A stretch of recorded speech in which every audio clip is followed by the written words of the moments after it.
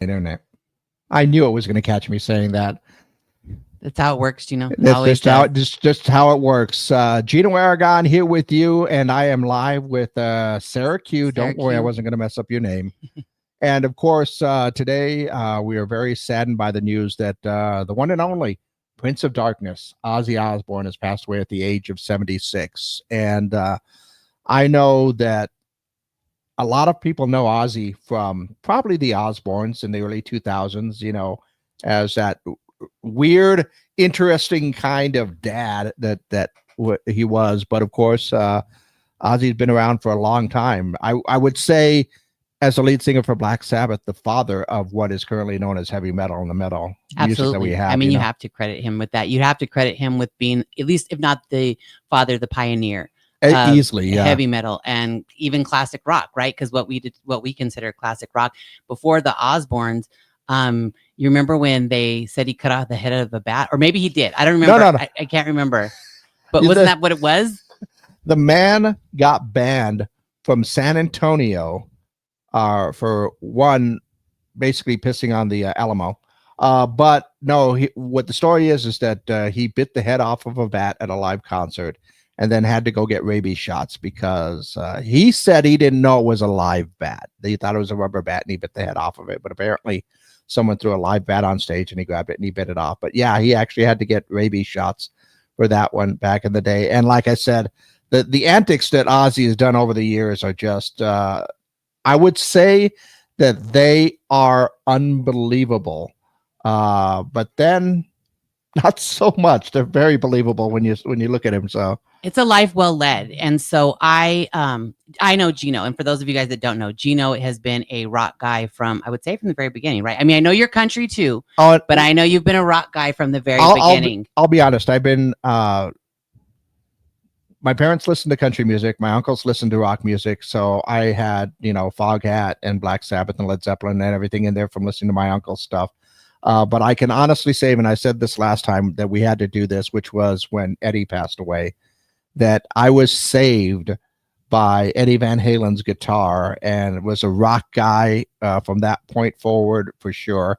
I've come to appreciate other types of music, but I will always be a rock and roll guy. And it was those early memories in the early 80s that really formed a lot of what I personally like today. A lot of what made me become a musician. I still pick up my guitar and my bass every once in a while, not as much as I should, but I still do. And it's what got me into music. It's what my passion for music, what got me into radio in the first place. So rock's wasn't my original genre, but I have grown a huge appreciation for it. The more songs I play on classic rock, the more familiar I get with stuff. I'm like, oh, I remember that. Oh, I remember that. Or I didn't know that was them. Yeah. You know what I mean? That type of stuff. But I can tell you two things. The other day we were watching something on Leonard Skinner and my husband goes, that's what he looks like, or that's what they look like. And I was like, yes. And the fact that I knew that was like mind blowing to me. But my mom passed away in November of 2023. And there is something about the first time I heard Ozzy Osbourne's song, Mom, I'm Coming Home. Yeah. And I'm going to be honest with you. The first time I heard it was here at the Classic Rock 98.7 studios. That's the first time I had heard it because I wasn't ever a huge Ozzy fan. Obviously, I watched the Osbournes or growing up with the Osbournes or whatever it was. I watched their reality show, which made me love Sharon, by the way, and all of them. But I was an Ozzy. But there was something about that song that it gave me goosebumps. Even talking about it right now, I'm getting goosebumps. Like, it just reminded me of my mom. It took me back to that time, I guess. I thought like it was a wonderful tribute. So today's news really hit hard because in my mind, I saw the final performance. I saw all of that and it was just so like, oh. Well, it was an excellent performance. When you have friends and family and people that looked up to Ozzy as, I guess, the godfather of rock and roll and stuff in that sense, that were able to go ahead and pay that tribute. Everybody down from Metallica to Nuno Bettencourt and two from Sleep Token. I know you don't know who Sleep Token is, but that I do know who Metallica is. Give me credit for knowing who Metallica I'll give you credit is. for that. But there, like I said, there are a lot of memories when I was a kid, just growing up, and I'll be all right. Thinking about some of that stuff right now. I told a story on air how one of the first times I heard Ozzy was sitting in the bleachers at a baseball game. I think it was a baseball game or after practice or something. And my friends were there. My friends had, one of them had a Sony Walkman, and they were listening to this new Ozzy thing. And I believe it was the Bark at the Moon album. And they're going like, oh, this is awesome. This is really great. And I remember listening to a track going like, what is this? This is kind of cool. And then, believe it or not, my first time seeing Ozzy Osbourne ever wasn't on like a video or something. I'm pretty sure I saw Bark at the Moon and just had it.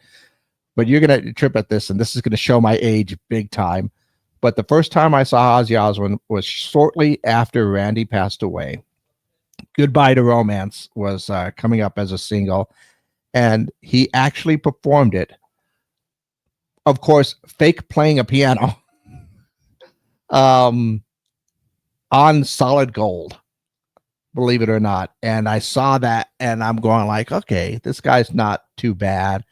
And then when Jakey Lee joined, and Bark of the Moon was there, and then Ultimate Sin came out, and then his tribute to Randy Rhoads. I mean, I listened to those albums over and over again. Still some of my favorite songs. And I was also really happy to find out that Jakey Lee, who was his guitarist, that he and Sharon didn't really get along too well from back in the day, but they kind of ostracized him for the longest time. I'm glad to see that he and Jakey Lee, because Jake performed at Back to the Beginning.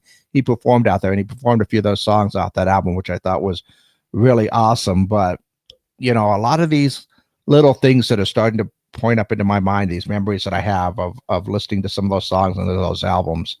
And, it hit me a little bit harder when Eddie passed. Of course. This is tough because they just had that show, and we know his health was bad. We knew that things weren't really great. We knew that things weren't really great when he did Decline of Western Civilization Part 2. I don't know if you've ever seen that movie. No.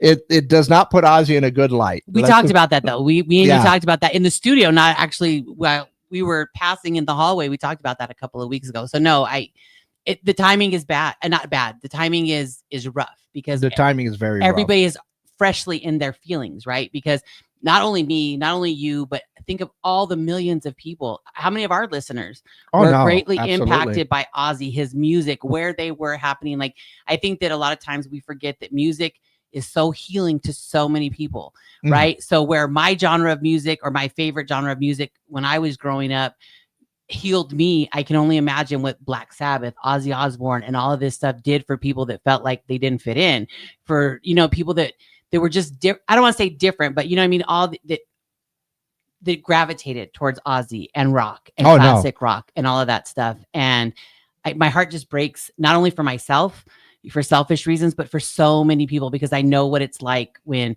somebody's so iconic that you just feel this deep connection to passes away, and you're just like, and then you question yourself, like, am I crazy for being sad that some guy just passed away that I never even met in real life? So, I mean, there are certain times when certain people pass away that have meant so much in your lifetime. And it's kind of weird to say that someone I've never met, someone I don't know who they are or anything else like that. We just know them for the public image that they have, but they would affect your life in so many different ways. And there are so many music artists that have done that. And there have been a few times that I have shed a tear or two when that comes down to it. And I was crying on my way over here, Gino, because of listening to your stories about Ozzy Osbourne. So I get it. I mean, but and there are, I'm a little teary eyed right now, but I can guarantee I'm just going to go home, put Ozzy in, just put everything up on there and hit shuffle, and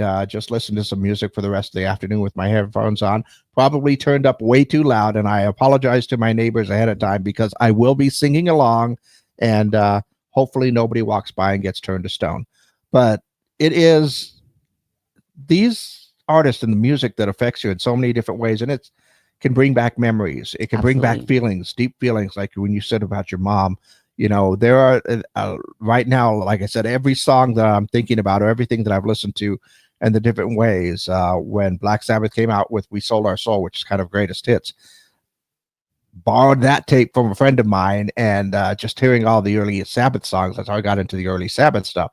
And then the Ultimate Sin, I borrowed a tape from a friend of mine, and eventually had to go buy my own copy because he wanted it back. Yeah, So I had can to go out to understand. that. And I remember walking to, uh, believe it or not, as a young bowler in my youth, walking to the bowling alley, listening to Ultimate Sin, and some of my favorite tracks still.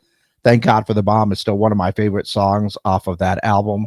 There's the live album itself, hearing Randy's solos and his performance on that was really, really awesome. And if anything, oh, this might have done it, but if anything, there is something in me that at least I feel happy that Ozzy is now going to get back with Randy, and that show is going to be killer up there. Absolutely. I'm not okay. I'm good.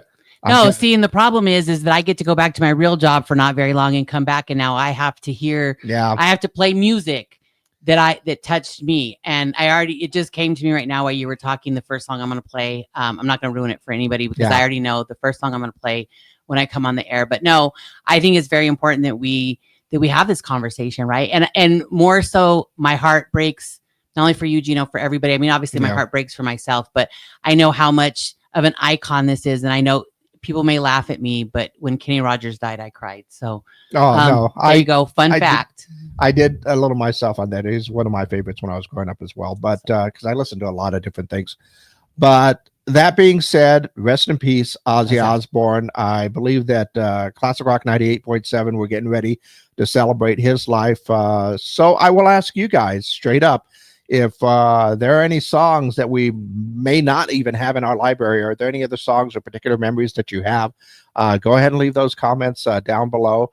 Let us know about all of that. And I believe since this is one of those things that just catches you suddenly in the afternoon. We're going to take a couple of days and get everything ready.